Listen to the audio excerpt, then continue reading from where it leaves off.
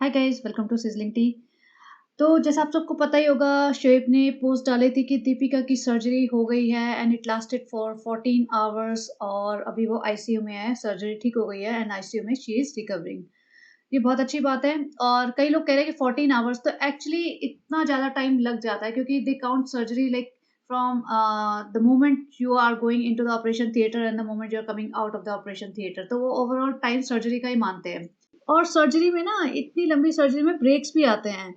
आई know some doctors, like very big doctors personally, तो वो उनके एक्सपीरियंस जैसे शेयर करते हैं तो बताते हैं कि इतने बड़ी सर्जरी जो होती है उसमें ऐसा नहीं कि कंटिन्यूअसली 14 घंटे तक सांस लिए बिना तुम काम करे जा रहे हो। उसमें ब्रेक्स भी आते हैं छोटे-मोटे, और एनेस्थीसिया चल रहा होता है, बहुत सारी चीज़ें चल रही होती हैं, और जब तक इंसान होश में नहीं आ जाता तो तब तक ऑपरेशन थिएटर से बाहर नहीं निकालते हैं। तो वो सारा पार्ट सर्जरी में काउंट होता है। तो 14 आवर्स ऐसा नहीं है कि वो 4 घंटे का 14 आवर्स कहेगा। और इसमें it was an open surgery, तो बड़ी सर्जरी हुई होगी, तो उसमें ऑब्वियसली कट बड़ा लगा है, एक-एक लेयर को फिक्स करना होगा एंड जो भी है प्रॉपर उसको सील वील करने में टाइम लग जाता है, ये सब चीज़ों में टाइम लगता है। तो I am not doubting about the time surgery took, but I am very glad that surgery was successful and I hope Deepika अभी बहुत जल्दी रिकवर कर जाए। तो चलिए बात करते हैं बाकी और टॉपिक्स पे। 4-5 टॉपिक्स हैं जिस पे मुझे बात करनी है। दूसरी चीज़ है, मैंने रुकैया का व्लॉग देखा। जी हाँ, मैं रुकैया के व्लॉग्स देखती हूँ क्योंकि मैं सही में चाहती हूँ कि वो एक सक्सेसफुल यूट्यूबर बन जाए, इंडिपेंडेंट बन जाए, फाइनेंशियली इंडिपेंडेंट बने। वो एक मैरिड लेडी है, बच्चा सँभालती है अपना और अच्छे से रहती है। तो अगर if she is trying hard and if she is working hard to become financial stable, so nothing wrong in that. तो मैं उसका सपोर्ट करती हूँ, उसको देखती हूँ। तो ये अपने मायके का घर दिखा रही थी। अब हमने सबने ये देखा है उसके मायके का घर, क्योंकि इसके मामा जो सबा इब्राहिम और शोएब इब्राहिम के मामा हैं, वो उनकी बेटी है, जिनको नहीं पता उनके लिए बता रही हूँ। तो ये एंट्री हमने देखी हुई है कई ब्लॉग्स में, सबा के ब्लॉग्स में भी देखी है शायद, और रुकैया के ब्लॉग्स में भी देखी है। और हमने जो इसकी दादी का घर है ना, वो भी सबने देखा है। दादी मतलब सबा की नानी, शोएब इब्राहिम की नानी, उनका घर भी देखा है। लेकिन मुझे ये नहीं पता था कि इनके मामा के घर के ज़रा-सा पीछे ही है, कि मामा के घर का बराबर में जो प्लॉट सा है, वहीं से ही जा रहे हैं इसकी नानी का घर। And I was like really, I was kind of shocked कि सबा की नानी जो कि रुकैया की दादी है, वो इनके घर के इतना पास रहती है, लेकिन तभी भी एक बार भी इनके ब्लॉग में नहीं आई। तो जो आप देख रहे हैं ब्लू वाला घर, जिसमें 2 एंट्रेंस दिख रही हैं, कपड़े वगैरह सूख रहे हैं, वो है सबा इब्राहिम की नानी का घर। और जहाँ से कैमरा लेके शूट करे वो है इसके मायके का घर। जो ये येलो वाला डोर है, ये भी इन्हीं का है। तो सोचो, बिल्कुल एक घर के पीछे ही रहती हैं वो। तो आई वाज़ शॉक्ड कि ये मतलब आती क्यों नहीं है? अच्छा, पहले उस बारे में बात करने से पहले मैं क्विकली आपको इसका रिव्यू देती हूँ ज़रा-सा, कि उसने कैसे घर दिखाया है। देखो कितनी स्ट्रेट फॉरवर्ड है, सिंपल है। उसने साफ दिखाया कि मेरी मम्मी का घर है, और मैं आपको दिखा देती हूँ, मेरी माँ यहाँ पे बैठ के खाना बनाती है क्योंकि उन्हें घुटन होती है। हमारी किचन छोटी है, तो यहाँ पे हमने देखा हुआ है इसकी मम्मी को खाना बनाते हुए, रुकैया की मम्मी को खाना बनाते हुए। किचन वो लेके गई और किचन इतनी साफ-सुथरी थी, पहले मुझे लगा कि शायद इसने व्लॉग के लिए सफाई करवा के ठीक से कराया होगा। फिर मुझे लगा शायद नहीं, क्योंकि उसने 2-3 रूम और भी दिखाए, तो वो क्लीन ही थे। कोई इतने क्लीन तो नहीं करेगी पूरा घर। तो कप देखो, जैसे पुराने ज़माने में रखे होते थे ना, मुझे याद है ऐसे बहुत पहले बचपन में जाते थे किसी-किसी के घर कभी, तो उनके यहाँ ऐसे रखे होते थे। तो अच्छे से साफ-सुथरी किचन है, साफ प्योर हार्टेडली ये बता रही है कि मेरी माँ को गर्मी लगती है, घुटन होती है, यहाँ नहीं बनाती खाना, और सर्दियों में बाहर बनाती है। सर्दियों में अंदर बनाती है क्योंकि ठंडा हो जाता है, बाकी गर्मियों में बाहर बनाती है। और अपना रूम दिखाया कि एक छोटा-सा रूम था जहाँ 2 बेड बिछे हुए थे, थोड़ा बहुत सामान रखा होता है। उसने कहा कि हमारा यही घर था, यही रूम था, इसी में हम पले-बड़े हुए हैं। इतना ही घर था, एक किचन छोटी-सी, बाहर थोड़ा-सा एरिया और ये घर। उसके बाद उनके पिताजी के पास थोड़ा पैसा आया होगा बाद में, तब उन्होंने ऊपर वाला कमरा बनाया जो इसके छोटे भाई का है। इसका बड़ा भाई आमिर जहांगीर है और छोटा भाई नवाज़ करके बोल रही थी शायद, वो है। तो नवाज़ जहांगीर का ऊपर वाला कमरा है। तो ऊपर वाला कमरा तो अच्छा बना हुआ है। उसमें दिखा रही थी कि टीवी है। देखो बचपन में हम लोग टीवी देखते थे, भाई से झगड़ा होता था, तो एना वाज़ लाइक हाँ, मेरा भी मेरे भाई से होता था रिमोट के ऊपर क्योंकि हम लोग अपनी-अपनी पसंद की चीज़ें देखना चाहते थे। तो एनीवेज़, तो बहुत कैजुअली अपनी चीज़ें बता रही थी और बहुत सच्चाई से बता रही थी कि भई अब एलईडी टीवीज़ आ गए हैं, लेकिन हमारे पास तो ये पुराना वाला ही टीवी है। और फिर वो ऊपर-ऊपर गई, उसकी साँसें चढ़ रही हैं, थक रही है, लेकिन नॉर्मल तरीके से बात कर रही है, कोई प्रिटेंस नहीं था उसकी बातों में। साँस चढ़ रहा है, उसे कह रही है कि अभी लोगों में एनर्जी नहीं है, लोग इतना अच्छा नहीं खाते तो एनर्जी नहीं है, साँस चढ़ जाती है। छत वत दिखा गई, ऊपर से वहाँ एक छोटा-सा कमरा था जहाँ वो बता रही थी कि हम शादी से पहले यहाँ रहते थे, यहीं सोते थे, नमाज़ पढ़ती थी वो। और कैसे वो बता रही थी कि मतलब शादी के बाद वो मेहमान की तरह ही आती है, थोड़ी देर के लिए सामान-वामान लेके और शाम को चली जाती है और पहले तो जैसे यहीं रहते थे, तो कैसे मतलब लड़कियाँ विदा होके ससुराल चली जाती है, फिर उनका घर होता है। तो वो सब बहुत आराम से सफाई से वो बता रही थी। और जिस तरीके से उसने नानी का घर दिखाया, तो मुझे एक चीज़ लगी कि इसको व्लॉग्स बनाते हुए 1 महीना हो चुका है। एक बार भी इसकी नानी नहीं आई। पहले मुझे लगा था नानी कहीं दूर रहती होंगी, तो शायद ये जाती नहीं होगी कि नानी ने मना कर दिया कि मैं व्लॉग्स में आऊँगी नहीं, तो जाती नहीं होगी ये। लेकिन अब मुझे पता चला ये तो बिल्कुल वहीं पे रहती है, इनके घर के पीछे, इनके मम्मी के घर के पीछे और रुकैया अपनी माँ से मिलने ऑलमोस्ट रोज़ ही जाती है। मतलब ऑलमोस्ट हर व्लॉग में ये अपनी माँ से मिल रही होती है। और जब घर के पीछे ही दादी का घर है, तो क्यों नहीं जाती ये मिलने या दादी क्यों नहीं आती? अब सबा इब्राहिम ने अपनी नानी को बहुत यूज़ किया है, अपने मौदा वाले घर के लिए भी और मुंबई वाले घर के लिए भी। तो अपने कंटेंट के लिए उन्हें बहुत ही ज़्यादा अच्छे से यूज़ किया हुआ है। लेकिन जब उनके घर की रेनोवेशन की बात आई, जब लोगों ने लिखा कि इतनी पैथेटिक कंडीशन में तुम्हारी नानी रह रही है, तुम उनके लिए कुछ करती क्यों नहीं? तो उसने कोई रेनोवेट नहीं किया, जबकि ये अपना घर सारे टाइम रेनोवेट करती रहती है। इसके पास बहुत पैसा है, नानी के हक की कमाई भी इसने बहुत खाई है, क्योंकि जितना कंट्रीब्यूशन नानी ने इसके ब्लॉग में दिया है, उसके हिसाब से तो नानी ने लाखों रुपए का कंट्रीब्यूशन दिया है इसके ब्लॉग्स में। लेकिन इसने एक पैसा खर्च नहीं किया नानी के ऊपर। नानी को अगर सॉक्स भी लाके दी है या कुछ एक सूट भी लाके दिया है, तो वो भी दिखा-दिखा के दिया है। तो जब लोगों ने कहा, बहुत कहा कि नानी इतनी बेचारी इतनी बड़ी औरत उम्र की औरत है, इतनी बूढ़ी औरत है, अकेली रहती है और इतने छोटे से घर में, गंदे से घर में रहती है, तो इन्हें ठीक क्यों नहीं कराते? तो उसने जस्टिफिकेशन दिया था कि नानी का घर तो मामा का घर है ना, तो हम नहीं करा सकते। एज़ इफ मामा उन्हें मना करेंगे कि भाई नहीं, क्योंकि अगर वो ठीक कराएगी तो वो मामा को मिलेगा ना। इसका मतलब ये था कि मामा को मिलेगा तो हम क्यों ठीक कराएँ जो चीज़ हमें मिलने ही नहीं वाली। इसका मतलब ये था। ये नहीं था कि मामा मना कर रहे हैं। मामा क्यों मना करेंगे भई, तुम खर्च करो, बड़ा महल बना दो, मामा तो खुश होंगे कि हमारी अम्मा अच्छे से रह रही हैं, 4 नौकर भी लगा दो, तो कौन बेटा बुरा मानेगा? बिल्कुल भी नहीं मानेगा। 4 नौकर लगाओ, अच्छा-सा घर बना दो 2-4 फ्लोर का। लेकिन नहीं, उसने एक पैसा नहीं खर्च किया, उनके हक का खा गई। सोचो, बूढ़े लाचार इंसान के हक का पैसा वो खा गई। और अब ये तो कह दिया उसने बड़े प्यार से कि के मामा का घर है वो, नानी का घर। तो जब मामा का घर है नानी का घर, तो मामा की हुई ना माँ भी।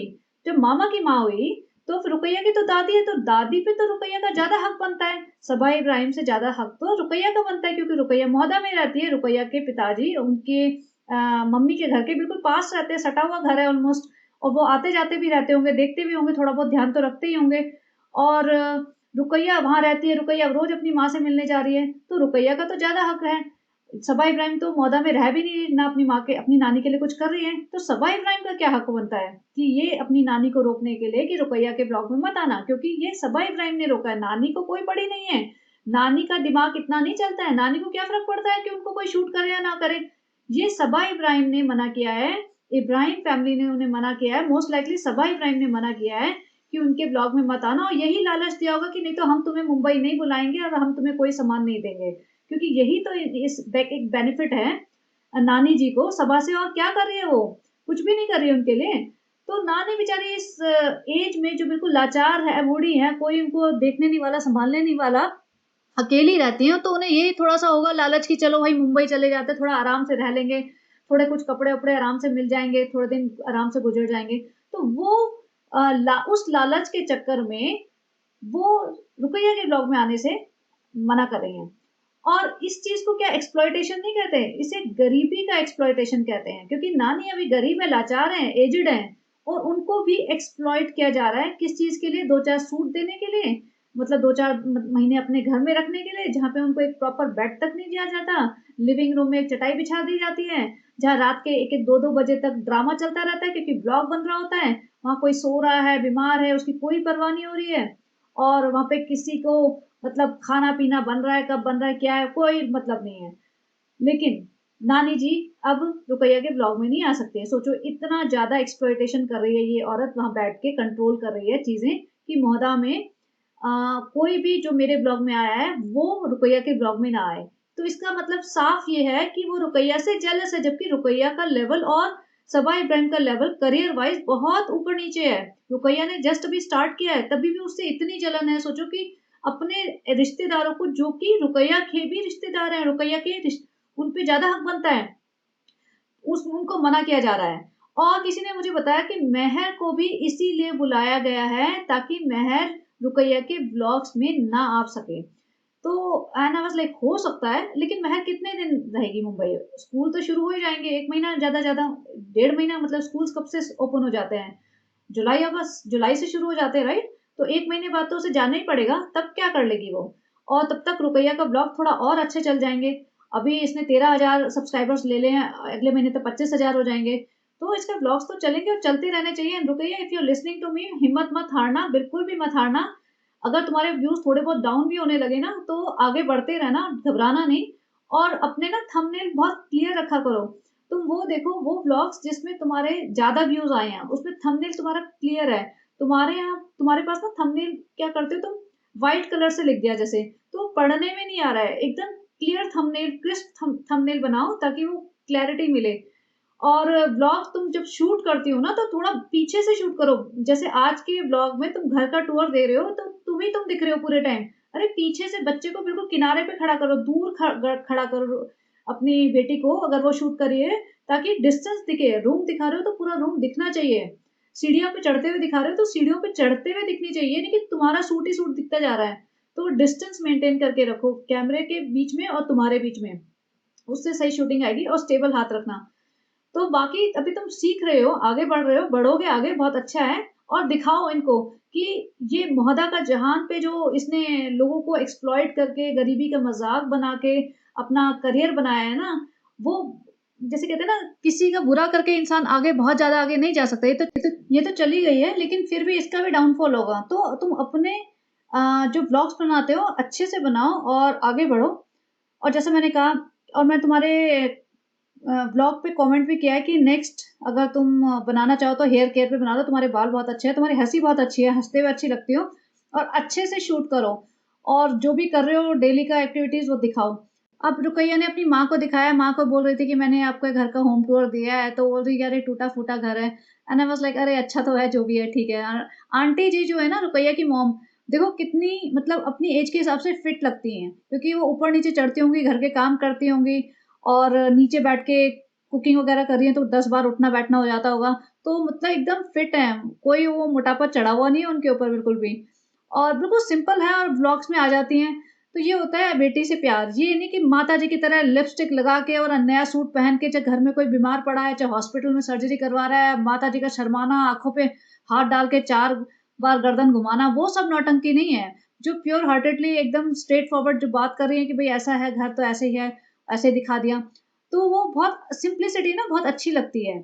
और जो नौटंकी होती है ना, वो थोड़े दिन अच्छी लगती है, उसके बाद तुम्हारी असलियत दिखने लगती है, तो एक वो अजीब सी चिढ़ मचने लगती है लोगों को।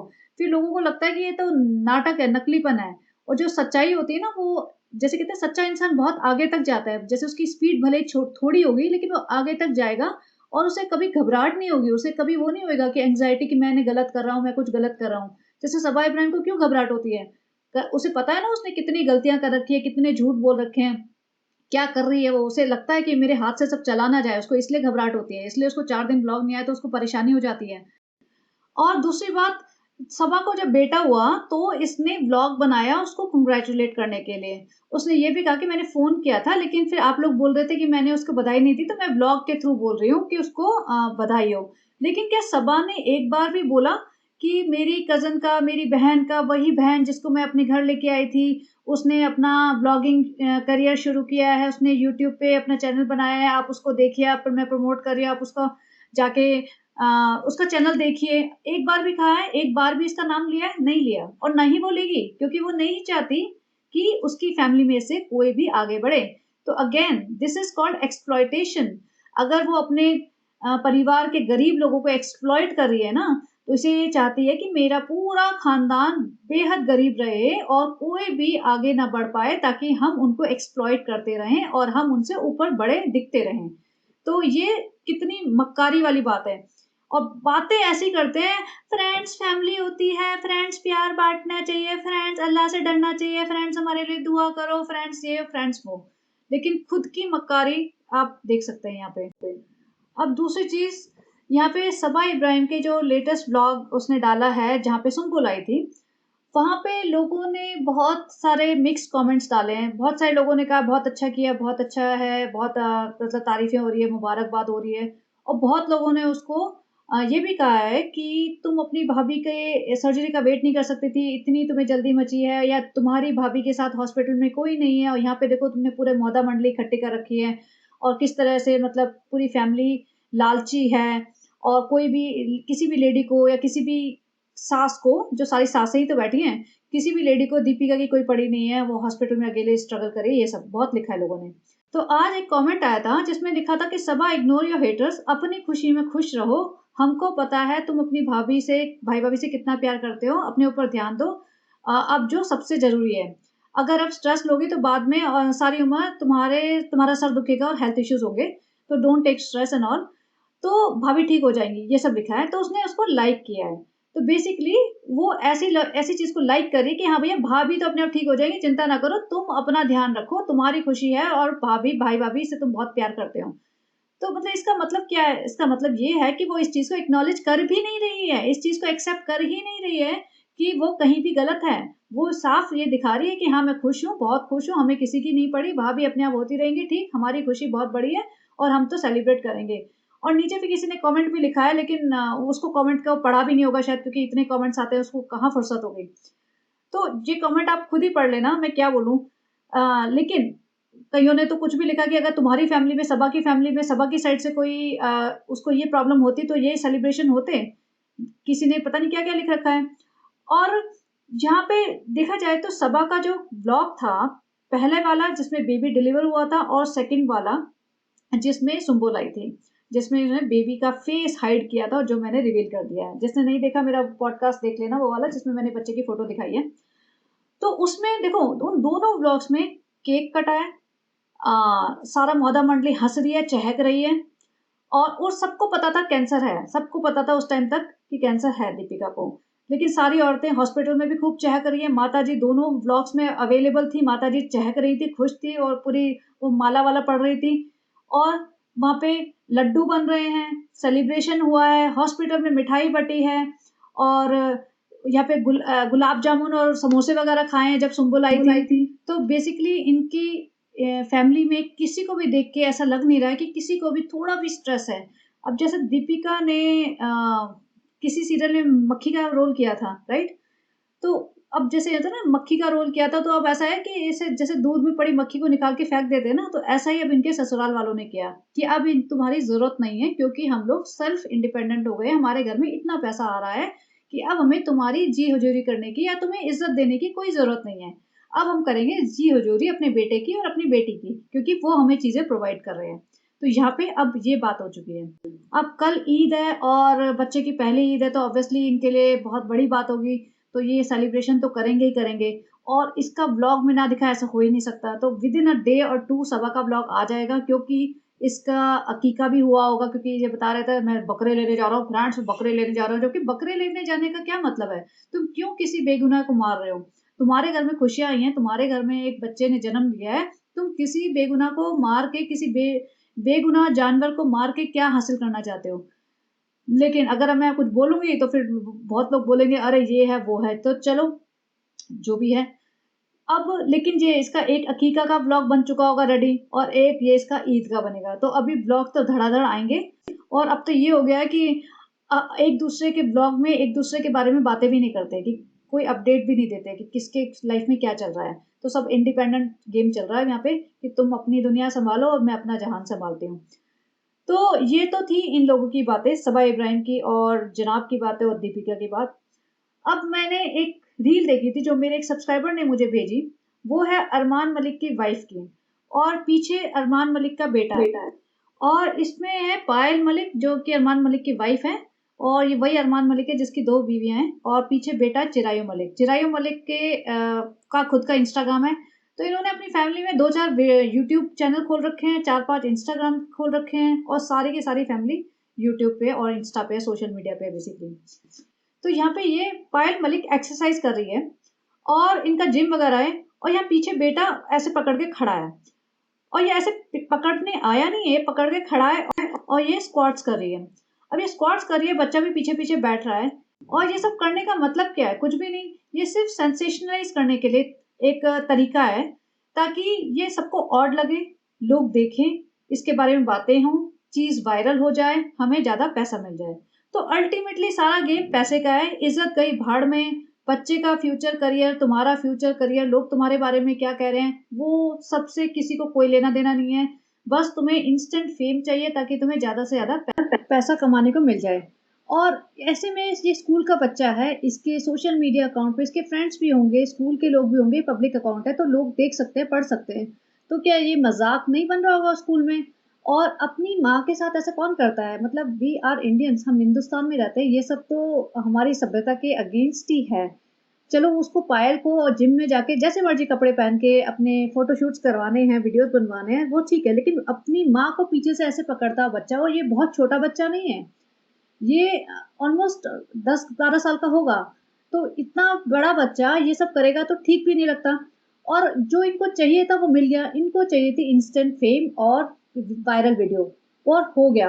अब आप देखोगे बाकी इसके वीडियोज हैं कुछ मिलियंस में हैं, 2, 4, 5, 7 मिलियन, लेकिन इसको 14 मिलियन मिल गए विद इन 3-4 डेज।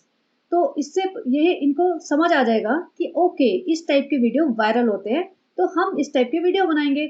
और जो इनके कंपेटिटर्स हैं, जो इस टाइप के वायरल वीडियोस बनाते हैं या वायरल होना चाहते हैं, उन्हें भी पता चलेगा अच्छा इस टाइप के बनाने हैं तो हम भी वायरल हो सकते हैं। तो बेसिकली एक गलत इन्फ्लुएंस जा रहा है सोसाइटी में, क्योंकि अगर तुम एक अच्छी चीज दिखा रहे हो तो वो लोगों को नहीं पसंद आ रहा, लेकिन कोई भी तुम ऐसे सेंसेशनल चीज दिखाते हो तो लोग उस चीज को फॉरवर्ड भी करते हैं, लाइक भी करते हैं, कमेंट्स भी करते हैं। और जब कमेंट्स करते हैं ना लोग, तो मोस्टली वो अनोनिमस लोग होते हैं, कोई किसी को जानता होता नहीं है सोशल मीडिया पे, तो कमेंट में कुछ भी लिख देते हैं, लेकिन एंगेजमेंट बढ़ती है और फिर उसके व्यूज बढ़ते हैं और वो लोगों की फीड में जाता है। जब इस टाइप की फीड में आएंगे तो व्यूज बढ़ जाएंगे ऑब्वियसली। तो इस टाइप के व्यूज बढ़ रहे हैं तो फिर उनको पैसा भी ज्यादा मिलेगा इंस्टाग्राम से, और फिर बाकी लोग भी यही देखेंगे कि अच्छा इस तरह की से मैं बनाता हूँ ताकि मेरा भी वायरल हो जाए, और उसके लिए लोग पता नहीं क्या क्या हरकतें करते हैं। आप सबने देखा ही होगा, पता नहीं किस टाइप के वीडियोस आ जाते हैं कई बार। और ये एक गलत इन्फ्लुएंस है जो यूट्यूबर्स या सोशल मीडिया इन्फ्लुएंसर्स जो छोटे छोटे लेवल पे हैं, अभी आगे नहीं बढ़ पाया ज़्यादा, अगर वो कर रहे हैं तो फिर भी लगता है कि चलो ठीक है, उनको फेम चाहिए, कुछ भी लेवल तक गिरने के लिए तैयार है। लेकिन जो नोन बन चुके हैं, जैसे अरमान मलिक है, उसकी फैमिली है, वैसे अरमान मलिक की फैमिली को मैं कभी भी देखती नहीं हूँ उनके व्लॉग्स, लेकिन जस्ट मुझे पता है उसकी 2 वाइफ्स हैं और अभी शायद उसकी सेकंड वाइफ प्रेग्नेंट है अगेन, 5th बच्चा होने वाला है। सोचो, पहली बात तो ये इतने सारे बच्चों को दुनिया में ला रहे हैं, वो भी गलत है। हम दो हमारे दो वाला नारा जो चल रहा है, अब दोनों बीवियों से एक एक बच्चा हो गया है, 2-2 बच्चे भी हो गए, चलो ट्विंस हुए थे शायद इनको, वो भी ठीक है। लेकिन अब मतलब बार बार बच्चे पैदा करना, क्योंकि उनको व्यूज चाहिए, उन्हें पता है प्रेगनेंसी में व्यूज आएंगे, बच्चा हो जाएगा, बच्चे को दिखाएंगे और मतलब पूरा कंटेंट मिल जाएगा साल 2 साल का। तो इस लेवल तक जा रहे हैं ये लोग। और जैसे मैंने कहा कि मेरे को कई बार बहुत लोगों ने बोला कि आप अरमान मलिक पे पॉडकास्ट बनाइए, वो लोग भी बहुत गलत है। मुझे पता है वो गलत हैं, बहुत ज़्यादा गलत है। एक्चुअली उसने 2 शादियाँ की, यही सबसे बड़ी गलती कर रखी है, और फ्लॉन्ट करता है दोनों बीवियों को लेके। तो गलत मैसेज तो सोसाइटी में दे ही रहा है। तो इसलिए मैं उसको देखना ही नहीं चाहती, कि मैंने कहा मैं उसको देखूंगी तो एक मतलब चीज़ें बढ़ती हैं, मेरे को देख के शायद लोग उसको और देखना शुरू कर दे, थोड़ा बहुत 5-10 हज़ार भी अगर देख रहे हैं तो वो भी गलत ही है। तो मुझे देखना ही नहीं था उसको। जैसे मैंने कहा ना, मैंने एक इब्राहिम फैमिली को देखा, मैं इतना ज़्यादा परेशान हुई इसको देख के, अब मुझे किसी और फैमिली को देखना ही नहीं है कि जिससे मुझे और परेशानी बढ़ जाए। तो मैं ऐसी कोई भी गलत चीज़ देखना नहीं चाहती। बट ये रील आई थी और मुझे मेरे सब्सक्राइबर ने बोला था कि आप इसके बारे में बात करना, तो मैं अपने व्यूज़ बता रही हूँ कि इस टाइप की रील्स अगर कोई नोन बंदा जो इतना ऑलरेडी फेमस है वो कर रहा है तो बहुत शर्म की बात है। अगर तुम ऑलरेडी फेमस हो चुके हो फॉर वट एवर रीजन, सबसे बड़ी बात तो ये फेमस इसलिए हुआ इसने 2-2 शादियां की है, दोनों को फ्लॉन्ट करता है, लेके घूमता है, और ये अच्छा खासा कमाते हैं। अभी इन्हें इस टाइप की हरकतें करके नीचे गिरने की जरूरत नहीं है। इसकी जो दोनों वाइफ्स हैं उनके चैनल्स हैं, सलमान मलिक का खुद का चैनल है, इंस्टा के चैनल्स हैं इनके। तो अच्छा खासा पैसा तो कमा ही रहे हैं, अब और कितनी ज़रूरत है? मतलब अगर तुम्हें कमाना है तो कोई अच्छा काम करके कुछ अच्छा इन्फ्लुएंस करो सोसाइटी में, ना कि कुछ ऐसी चीज़ें करो जो सेंसेशनल हो जाएँ और कुछ वल्गर चीज़ें या ऑब्जेक्शनेबल चीज़ें करो ताकि तुम्हें इंस्टेंट फेम मिल जाए। तो ये बहुत गलत है और इन लोगों को अवॉइड करना चाहिए ऐसे, क्योंकि एक तो छोटा बच्चा भी इन्वॉल्व है इसमें। और वो बच्चा स्कूल भी जाएगा और इस टाइप की चीज़ें एक बार इंटरनेट पे आ जाती है ना, हमेशा बनी रहती हैं, तो वो वहाँ से डिलीट नहीं होती हैं, क्योंकि इसकी कॉपीज़ भी बना लेते हैं लोग, स्क्रीनशॉट्स ले लेते हैं। तो ख़ैर ये था मेरा ओपिनियन इस रील के लिए। और इस टाइप की कोई भी हरकतें जो कर रहे हैं इन्फ्लुएंसर्स इंस्टेंट फेम के लिए, ताकि फटाफट फेम मिल जाए, फटाफट हम वायरल हो जाए, पैसे कमाने लग जाए, चाहे हम सही हों, चाहे हम गलत हों, चाहे हम किसी को एक्सप्लॉइट कर रहे हों, चाहे हम सही रास्ते पे चल रहे हो या सही इन्फ्लुएंस कर रहे हो या गलत इन्फ्लुएंस कर रहे हो, हमें इससे कोई फ़र्क नहीं पड़ता, हमें सिर्फ़ अपनी पॉपुलैरिटी से फ़र्क पड़ता है। ये एक गलत मैसेज है और एज़ अ सोसाइटी हमें ऐसे लोगों को रोकना चाहिए और ऐसे लोगों को ना हमें फॉरवर्ड करना चाहिए, ना ऐसे लोगों के बारे में भी बातें करनी चाहिए। इस टाइप की रील्स अगर हम फॉरवर्ड करना भी बंद कर दें ना, तो भी थोड़ा-सा कंट्रोल आ सकता है। तो चलिए यही मेरा ओपिनियन था इस बारे में और आप बताना आपको कैसा लगा। एंड अभी देखना आ जाएगा 1-2 दिन के अंदर सफाई ब्रांड का ब्लॉग कि फ्रेंड्स भाभी की तो सर्जरी हो गई है, बहुत अच्छे से हो गई है। चलो भाभी को छोड़ो, अभी हम अपनी बात करते हैं। ये देखो हमारा बेबी है, हमारे सारी फैमिली कितनी खुश है, मिठाइयाँ बाँट रहे हैं और ये और वो आ जाएगा उसका। और शिव इब्राहिम का जब आएगा तब हम उसके बारे में बात करेंगे। तो बने रहिए। Have a great day. Bye bye.